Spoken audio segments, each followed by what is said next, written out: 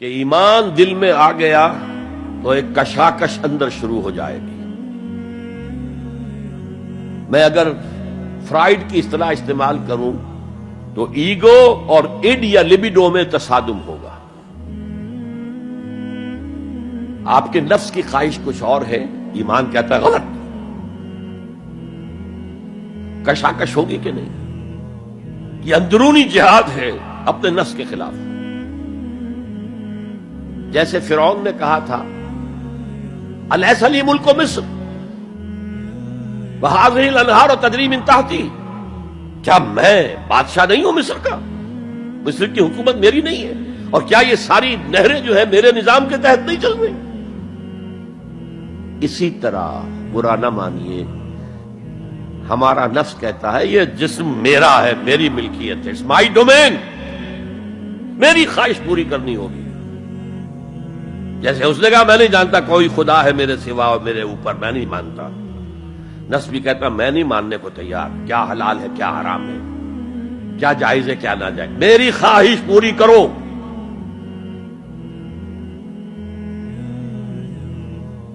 اس کے خلاف جہاد،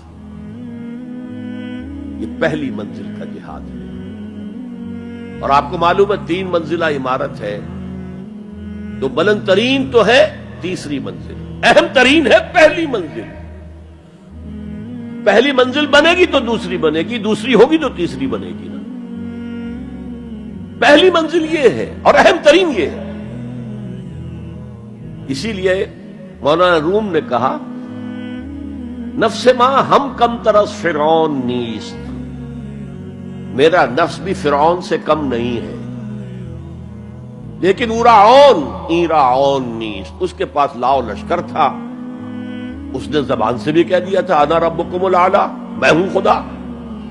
میرا نفس بیچارہ اس کے پاس کوئی لاؤ لشکر نہیں، زبان سے تو یہ کچھ نہیں کہتا، اندر یہی کہتا میں بادشاہ ہوں اس وجود کا، میری مرضی پوری. اسٹرگل اگینسٹ دس بیسر سیلف، ایک سیلف ہے اونچی سیلف، خودی، انا، ایگو، اور ایک ہے یہ بیسر سیلف، ہماری جبلتیں جو اندھی بہری ہیں، جو حلال اور حرام سے انہیں کوئی غرض نہیں ہے، ان کے خلاف جہاد کرنا. آپ نے فرمایا صلی اللہ علیہ وسلم المجاہد من جاہد نفسہ، اصل مجاہد وہ ہے جو اپنے نفس کے خلاف جہاد کر سکے. تمہارے اندر یہ دشمن تو بیٹھا ہوا ہے، تکڑا ہے، تمہیں کنٹرول کر رہا، چلے آؤ باہر کے دشمنوں سے جہاد کرنے کے لیے.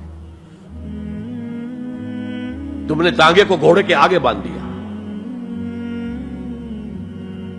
اور ایک دفعہ حضور سے پوچھا گیا ای الجہاد افضل یا رسول اللہ، اے اللہ کے رسول سب سے افضل جہاد کون سا ہے؟ فرمایا ان تجاہد نفسک فی طاعت اللہ، اپنے نفس کے خلاف جہاد کرو، اسے اللہ کا مطیع کرو. یہ جو اندر کی کشمکش ہے، کشاکش ہے، یہ جہاد فی سبیل اللہ کا نقطہ آغاز، اللہ کا مطیع بنانا ہے نفس کو. اس کے ساتھ 2 سب لیول اور ہیں. اس نفس کو بھڑکانے والی ایک قوت ہے انویزیبل، اور ویزیبل بھی ہے. انویزیبل قوت سب سے بڑی ابلیس، شیطان لعین، اور اس کے چیلے چانٹے جنات میں سے. اور ویزیبل میں انسانوں میں جو اس کے ایجنٹ ہیں، جو فحاشی کو کلچر کا نام دے،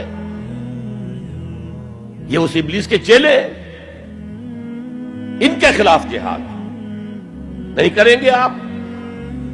اگر آپ ان کے خلاف ایگریسو ایٹیٹیوڈ اختیار نہیں کریں گے تو آپ ان کے دباؤ میں آ جائیں گے. ان الشیطان لکم عدوا فاتخذوہ عدوا، اے لوگوں یہ شیطان تمہارا دشمن ہے، اس کو اپنا دشمن سمجھو. وہ تمہیں سبز باغ دکھاتا ہے، بدی کو مزین کر کے دکھاتا ہے، اچھے اچھے نام اس کے رکھ دیتا ہے، اور تمہیں آمادہ کرتا ہے بدی کے ارتکاب پر. نہیں، وہ تمہارا دشمن ہے.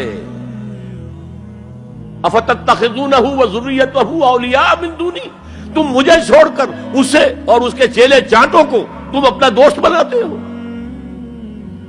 نہیں، شیطان کے خلاف جنگ کرو. اور تیسرا اس پر سب لیول کیا ہے؟ معاشرہ اگر بگڑا ہوا ہے، اس کا عمومی رجحان برائی کی طرف ہے، تو سوشل پریشرز آپ کو ادھر دھکیلتے ہیں۔